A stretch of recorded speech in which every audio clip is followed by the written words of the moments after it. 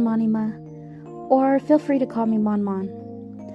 Today I wanted to show you my process in traditional art. I don't know if everyone's brain works similar or they understand my process, but I always see the art in my head, almost like a collage of images. Normally, I use alcohol-based markers and gel pens. For highlights specifically, I use Sakura gel pens. I always look for gel pens that glide smoothly and when dried are smudge proof.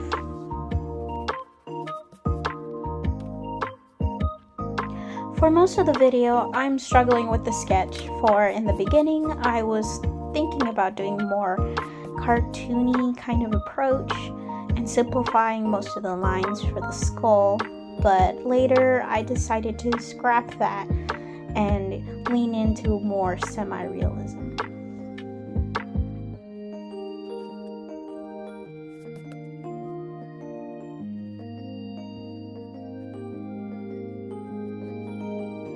Talking about the pacing of this video, I do apologize for the sketching part seems to drag on.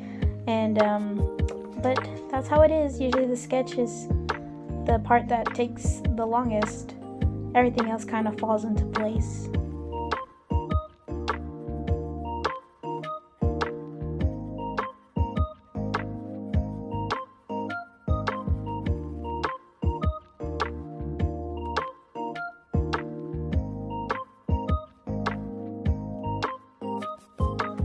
Oh, and this is a good place, I guess, to ask a few questions about my audience. Do you prefer mechanical pencils for sketching, or do you prefer regular wooden pencils? For me, I'm not very picky when it comes to it, but I will probably pick over the mechanical pencil over the wooden pencil, just because I am for the wooden pencil. If you don't have a sharpener, you're kind of, especially if you want to do, especially if you prefer a sharper pencil.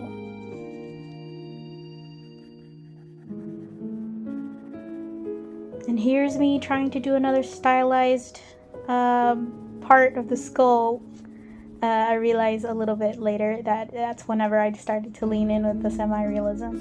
I tried to give the eye sockets like heart shapes, because I wanted this piece to be more about like love, but it just didn't resonate with me quite well, so I decided to remove that. Another random question, did you usually get in trouble for doing a lot of drawing in class or during work or something like that? Because in junior high I used to get in trouble a lot for drawing in between classes and things like that, and it was kind of for stupid reasons that most people would get onto me.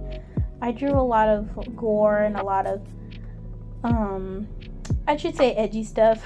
As a middle schooler, I was kind of the phase, you know. I was listening to Skillet, I was listening to My Chemical Romance, Fall Out Boy, Pierce the Veil, Black Veil Brides, things like that.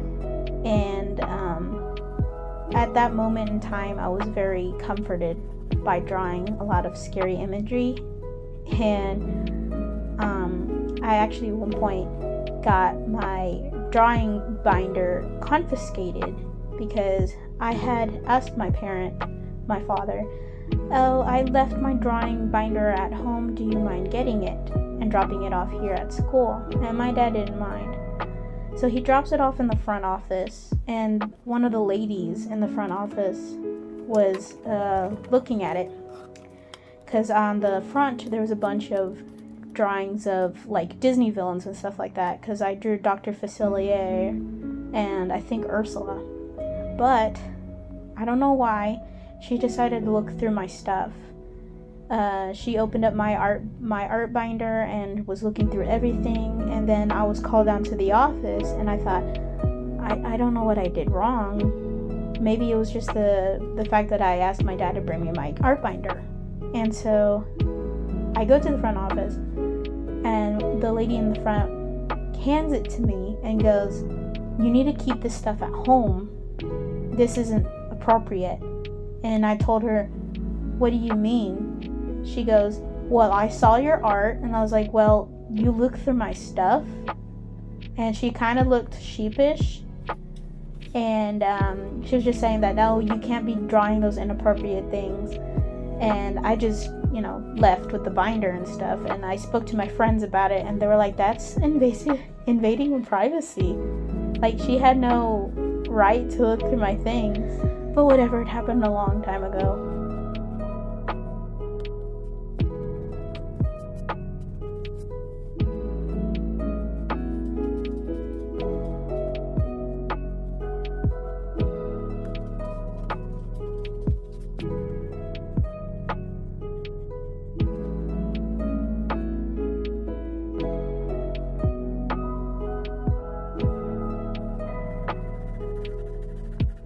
Talking about my edgy phase, I used to draw, as I said, a lot of edgy, gory stuff with a bunch of zombies and guts and blah blah blah. You know what I mean?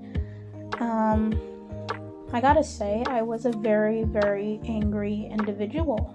A lot of things were going on in my life, and I felt powerless, and the only way I guess I felt like I could vent out my anger was through my art. And the kind of art I would do, my parents didn't really like either. They always commented on stuff, saying, why can't you just draw like pretty things and flowers and stuff like that? And at the time, I just didn't understand. Now that I think about it, it was more like they wanted me to draw what I've been faking throughout my entire adolescence, like faking the happiness. Because in my art, that was what I truly felt. I truly felt a lot of anger, a lot of hate, and a lot of confusion and melancholy, and them wanting me to draw more pretty stuff made me feel as if that I also had to hide my soul, hide my inner pain and stuff like that. Because art is a medium that people and artists like me, as I stated so many times, is a way that we can express ourselves. Despite that phase in my life, I started to take art a lot more seriously. I went through an actual art class during the middle of my middle school year, because in the beginning I chose orchestra as my extracurricular class, but I couldn't connect with the viola anymore. I was really bad at playing music. I wasn't really good at reading music notes. I always tried to catch up with everyone by playing by ear, and well, that ultimately left me to my downfall, and I was always in last chair with the orchestra. Anyway, so I decided to pursue art more. My middle school art teacher had a very specific way of objective way of looking at art. She always had something to say about the way I handled her instructions and things like that. I always did my own creative twist on everything that she would give us. Everybody else was kind of like copy and paste. I'm not like the other girls. But yeah, I was really struggling with my self-identity, and that happened a lot with my art as well.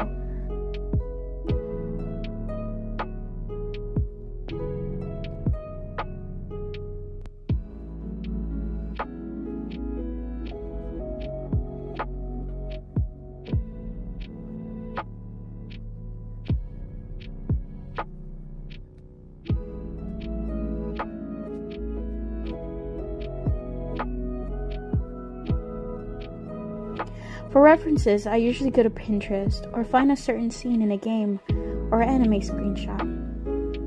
I'm using the language of flowers and the influences of the Latino street artist Butch Loxon. I first saw his work in a Fall Out Boy music video, Hold Me Tight or Don't.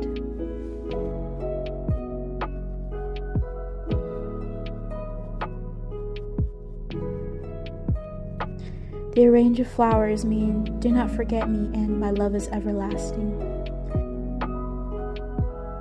Another random tidbit, I took a floral arrangement in high school, and which was a little surprising due to the fact of the funding of the school. I did enjoy it, although unfortunately we weren't able to handle flowers that much. It was more like worksheets and catching up on other classes and stuff like that, which just ultimately meant for me to draw more. I do apologize for all the rambling. Honestly, I'm just going down memory lane, trying to connect all the dots and stuff with my own art. That's essentially what this video is kind of doing for me right now. It's kind of cathartic and comforting to try and explain my bizarre way of thinking and finishing an art piece.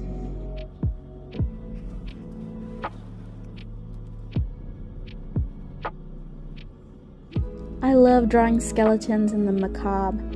I also love flowers and butterflies, so I tend to mix the two influences. The concept comforts me. While editing, I just realized how much I use the word macabre. I don't know, it just has a certain je ne sais quoi, you know?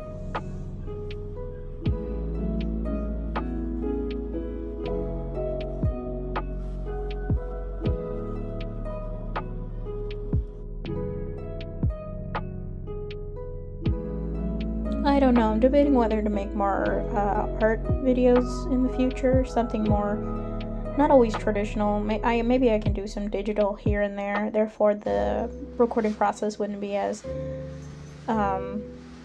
frustrating and extremely slow. But all in due time, and this is my first actual serious video, so I'm trying my best, and I like to think I'm succeeding, even if it's just a little baby push.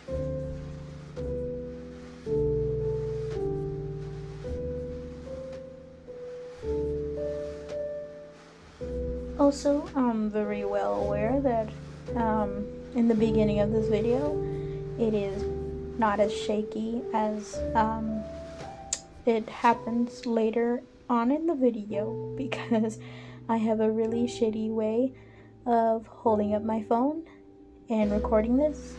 I literally glued two or four little dowels, little wooden dowels, glued them together, and they're being stuck in between a gap in my jewelry box. So other times I'm actually literally holding it with very shaky hands.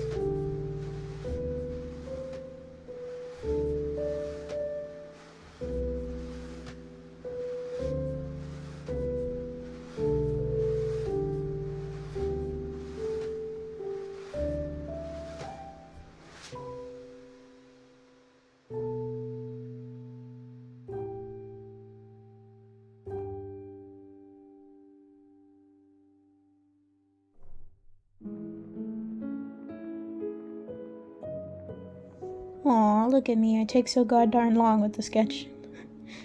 It's like, I already put it on I edited the speed, and it's still so freaking slow. But hey, I mean, here I am, doing this.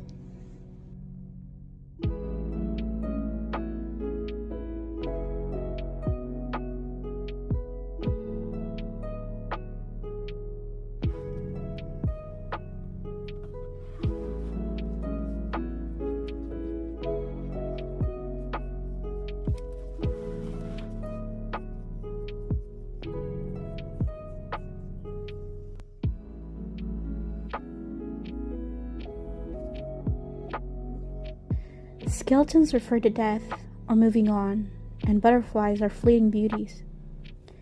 here today and gone the next. The piece is also slightly inspired by Dia de los Muertos, remembering those we've lost.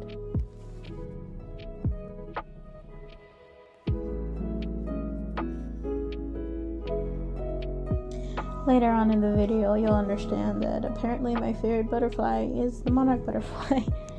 I mean, you can't really blame me. I mean, living in Texas and stuff and seeing them all the time flying and, you know, passing through, going towards Mexico, you know, the place that my mother and my father were born, and where a lot of my relatives sadly lived their entire lives, and I didn't really get to know them that well.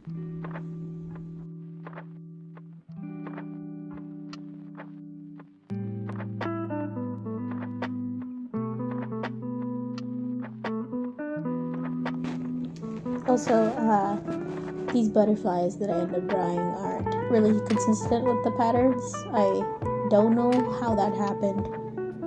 Honestly, I was just going through it and I finished eventually, but I don't know. This happened.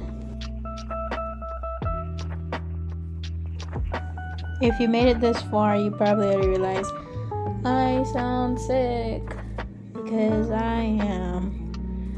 And I've been sick for a while. And no matter what I do, no matter what I take, it's not going away. And it's mostly just phlegm and is nasty. And I don't like it. But here I am suffering. And here I am trying to voice over my art.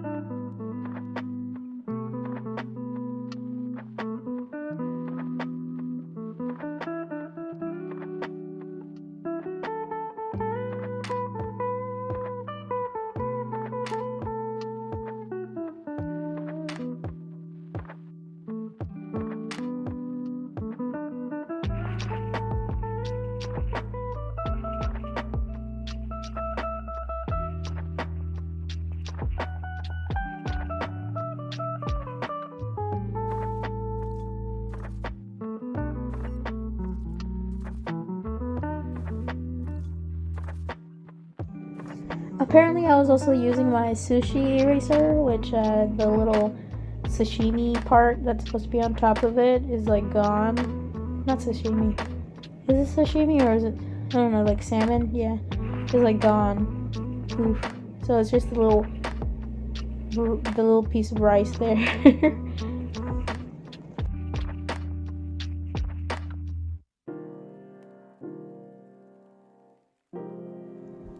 Did you know the reason why for Dia de los Muertos a lot of Catrinas and Catrins are very prominent? It's because the original artist intended it to humble those of the higher class, because it signifies that no matter what you wear, no matter how much money you gain or how much power you have, you will die, just like the rest of us, you know, because death is the ultimate equalizer. And that's why I think it's kind of rad, you know. I really like it. I don't know.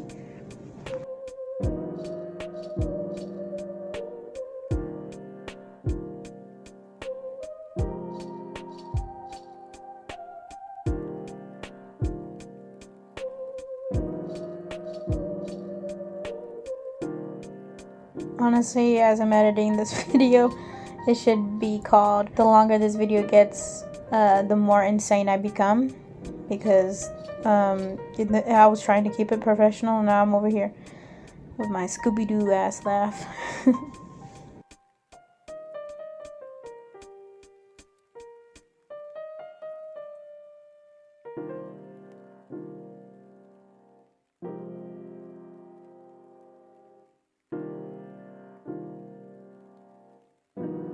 It's actually really silly now that I look at it that I spent the most time on the actual skull than the actual clothes, because you can tell that I hate drawing clothes. I just hate it. It's too complicated. We're finally doing the line art, baby. Let's go. If only future MonMon could ask past MonMon where the heck she put this pen, this specific pen, because throughout the entire video after this, I cannot find it ever again.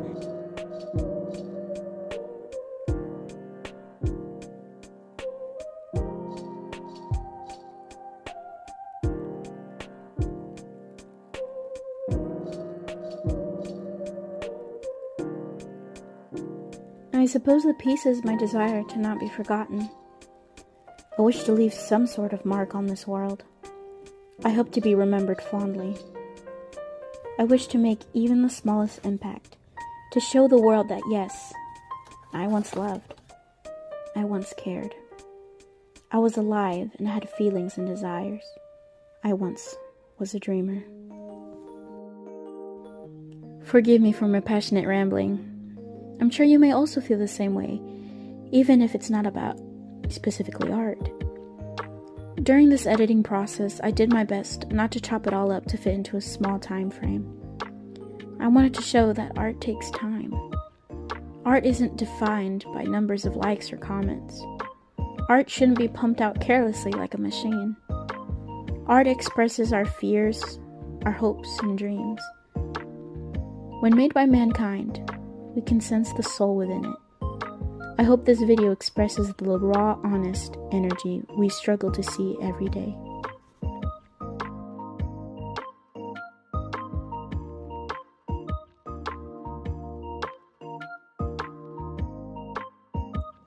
The gel pens that you were seeing are called Papermate Ink Joy, and I really appreciate them. They glide so effortlessly, and they're very pigmented, and I use them a lot for my traditional pieces.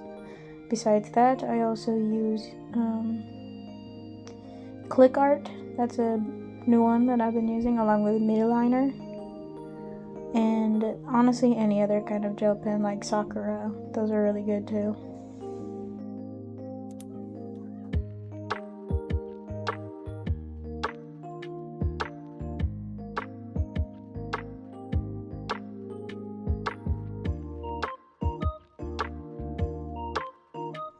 This entire editing and recording process is so jarringly inconsistent, and I do apologize for that.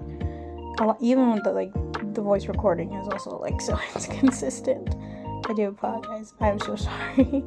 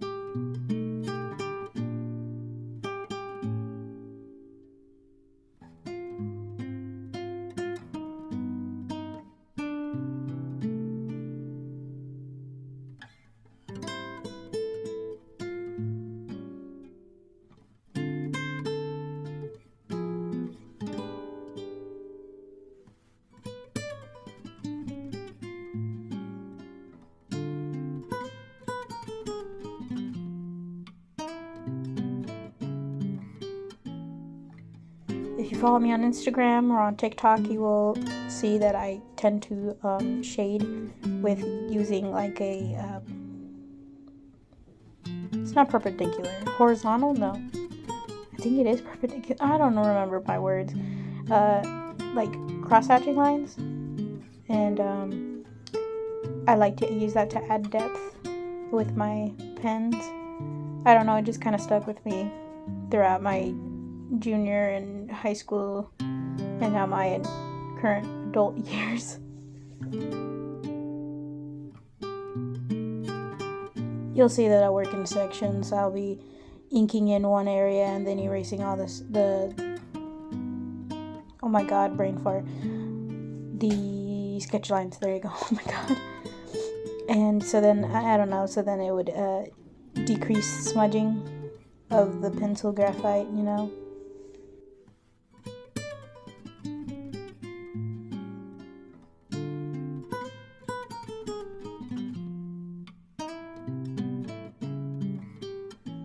Whoa, the camera got really close. Whoopsie. I was recording at a different location.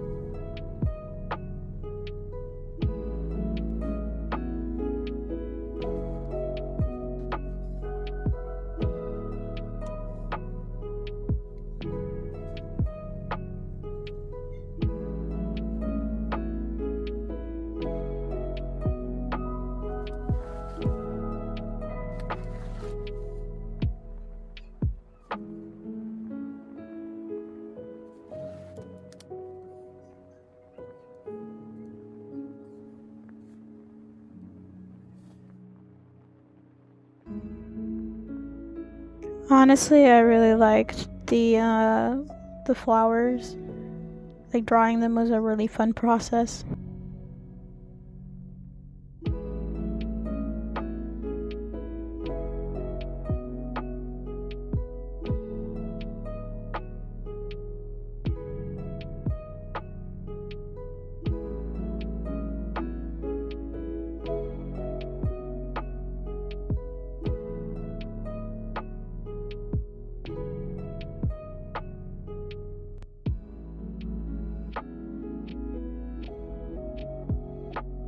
When it comes to line art, traditional versus digital, I think I prefer traditional when it comes to like adding different colors for the line art variety.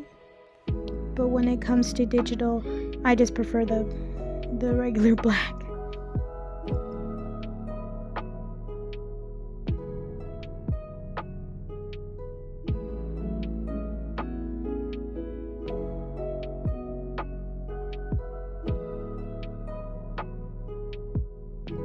The flowers shown in this piece follow along the lines of this poem.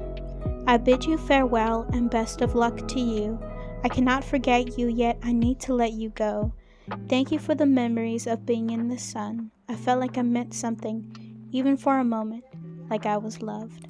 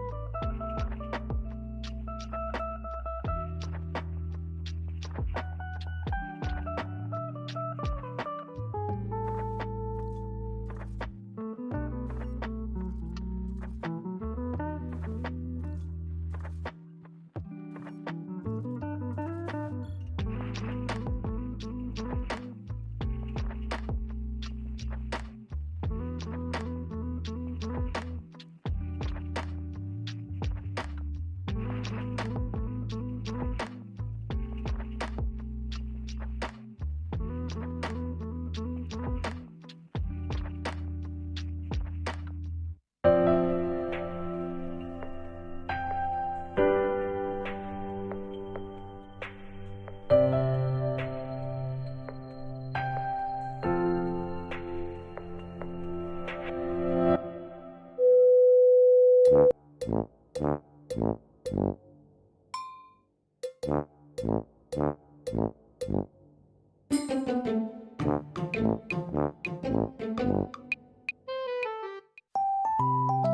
this was what I was talking about, recording at a different and weird angle and not from my usual desk. So I do apologize, and I notice I apologize a lot in this video, and it's not like I can say, I apologize for apologizing.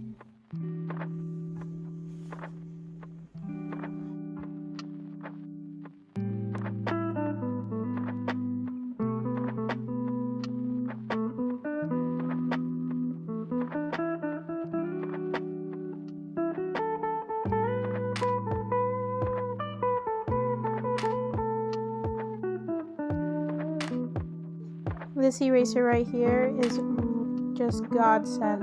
It is called Vanish, and it's made in Korea. And I'm pretty sure it was kind of expensive for an eraser.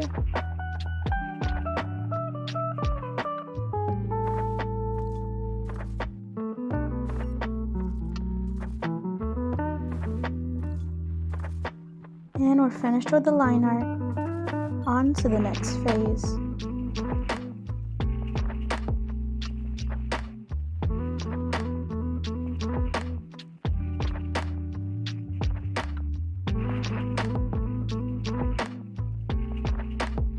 For coloring, I always use the darker colors first to add the shading and the shadows, just so then everything else kind of blends out. And I always make sure to put an extra piece of paper underneath it, because markers tend to bleed. Even if you're using mixed media, it will bleed straight through it.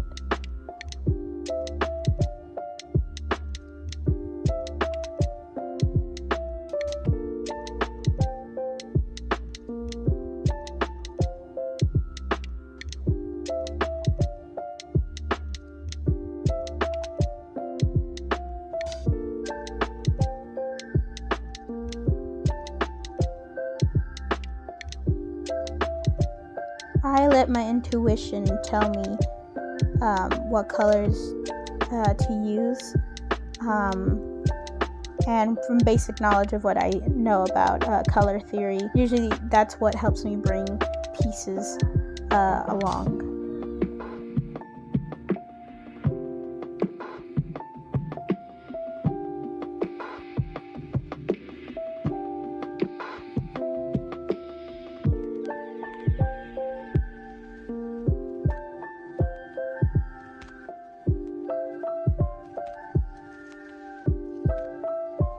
Weirdly enough, the beginning of my art journey was actually motivated by spite, because my older sisters knew how to draw and they were teaching themselves how to, and I got jealous and I wanted to become better than them, so I pursued it until eventually it called out to me more naturally, and I used this as a way to express my frustrations and my hopes and stuff like that.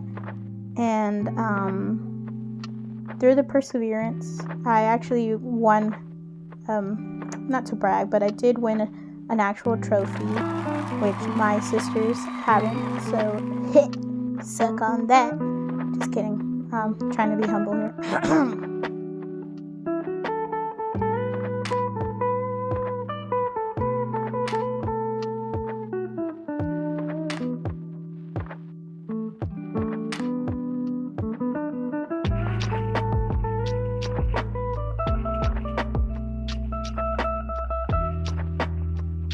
Before I forget, I should ask another question. Which part of the process a lot more satisfying? Is it the coloring, the line art, the sketch, or the finishing touches? Because for me, it's the finishing touches, like adding the white gel pen in the right places, and just beautiful.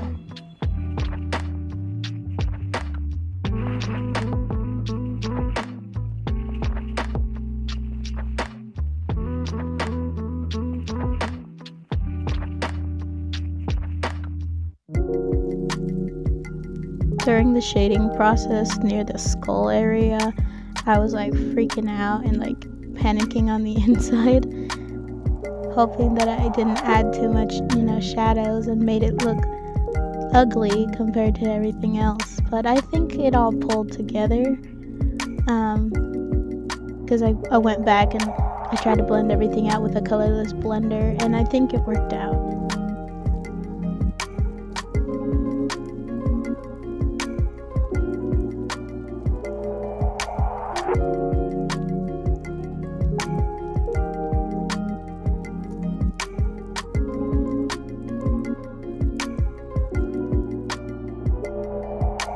Can you help me? I need more energy. I'm really happy with the color choices, especially for the greens. Can you help me? Some of them had like a more like bluish tint to it, and I think it complemented the rest of the image. So There's always a pat on the back for me. Can you help me? Can you help me? I need more energy. There's always a choice. Can you help me? Can you help me? I need more energy. There's always a choice. Can you help me? Can you help me? I need more energy. There's always a choice. Can you help me? Can you help me? I need more energy. There's always a choice.